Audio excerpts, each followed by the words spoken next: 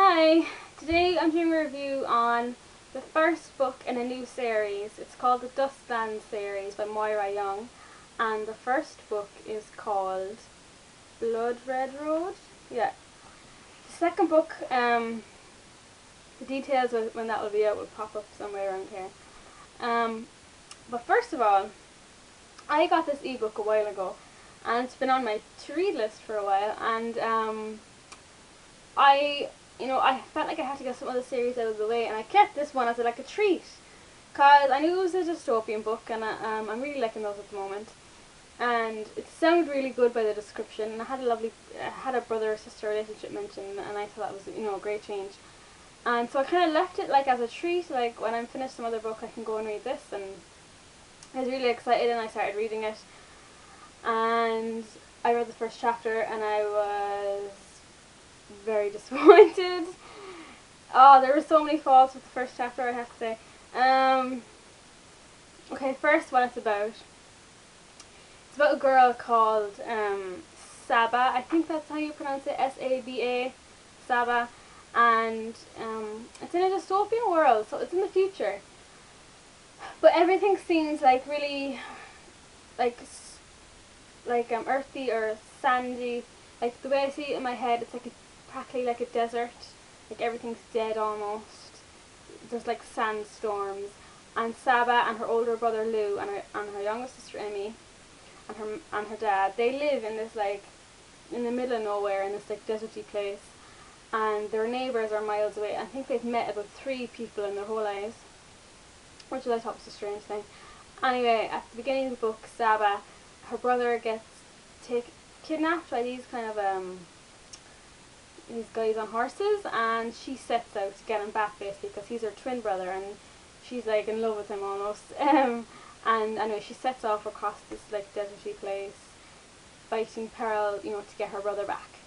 And I thought that sounded really good. The plus point of this book or this series is that it has a really good story. The negative point is the writing style. Now, I don't know why, but the author wrote this book all in like a colloquial speech. So, some authors, they do it with like just the dialogue. For example, the Downside Ghost series by Sia Kane. I mentioned how I didn't like her down speech, like she's all her kind of rough characters speaking in a certain dialect. I mean, actually I got used to that after a while, so that was fine. But this author, she does it for the whole book because it's from Saba's point of view. So I suppose the author was like, well, Saba, she doesn't just speak this way, she thinks this way. So she wrote the whole book in that style. So this kind of drove me crazy because basically it's just the author misspelling words and putting in ungrammatical phrases. So everything is like phonetically spelled almost. That's the writing style. At the beginning it will bug you, particularly if you're obsessed with language and speech and grammar like me, but because it's part of my job. But you will get over it after a while, and even second time around I did. Another big fault is is with the main character, Saba. She is the most unlikable protagonist I've come across. And usually, like, she's just so prickly, and she has the worst attitude, and she's just so mean and bitchy, and you wonder why any of them even bother with her. Like, her sister Emmy is 9, and you find this out in the first chapter. Her mother died giving birth to Emmy, so Saba wishes that Emmy was dead. She can't stand Emmy. She wishes Emmy was just gone from their lives. She treats Emmy like crap. It's awful to read. But usually when you have characters that are so like tough and hard-shelled, it's because they have a reason. And when you hear about that reason, you can understand them and feel sorry for them and know where they're coming from. Like, they might have some traumatic background, gone through some real hardships in life. But Saba didn't. Saba's just being a bitch.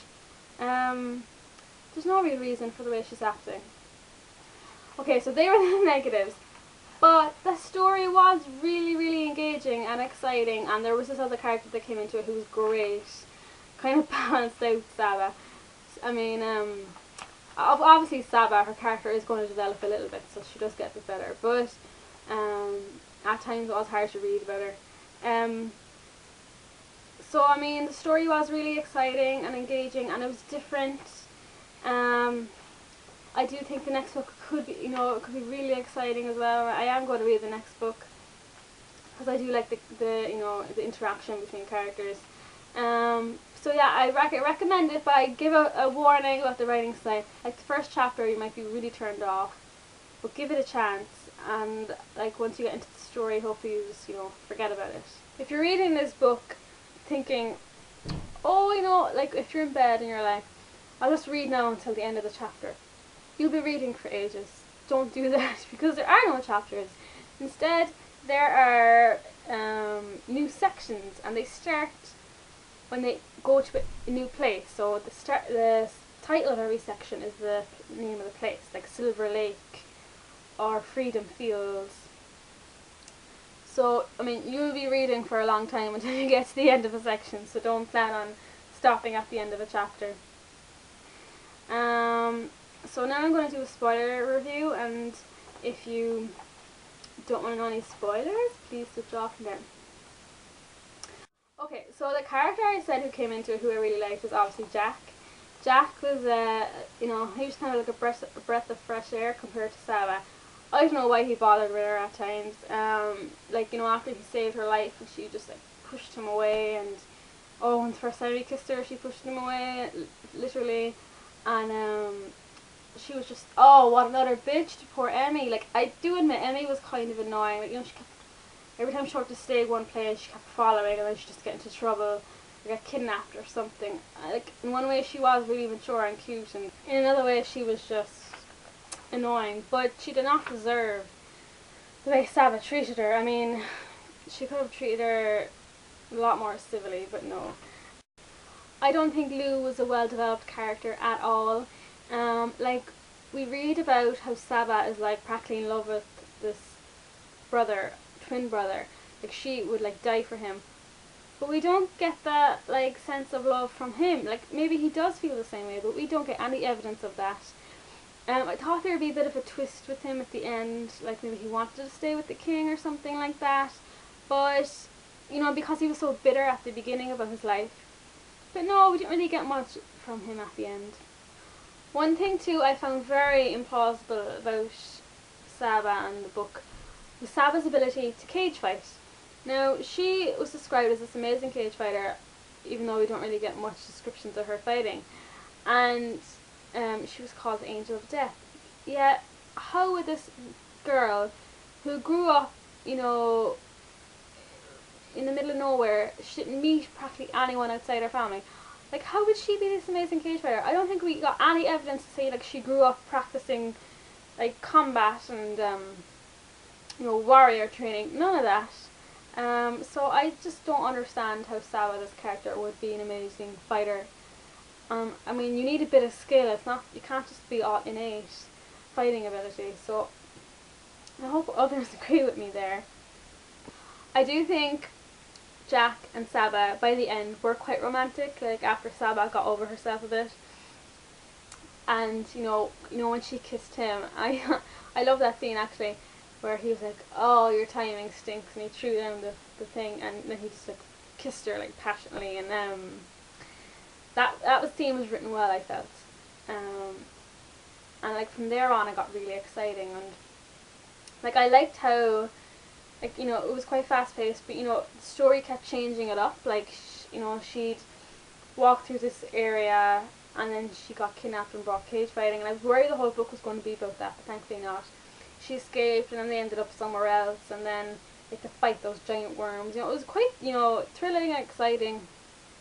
So I did enjoy it.